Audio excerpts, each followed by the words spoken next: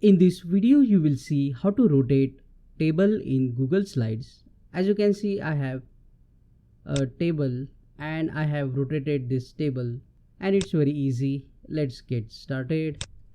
If you have already inserted the table, then in Windows 10 or Windows 11, type Snipping Tool.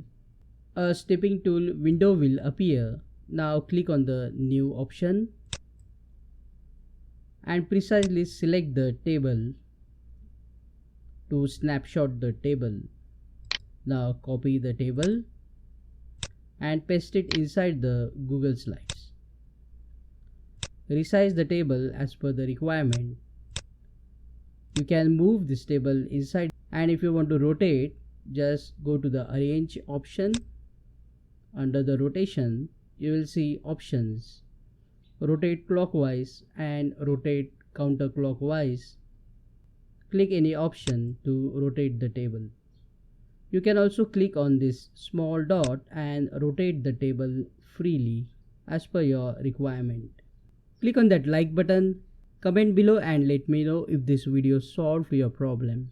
And check out these useful videos shown on screen related to Google Slides. Subscribe and press the bell icon if you want to learn more tips and tricks quickly like this. Thank you.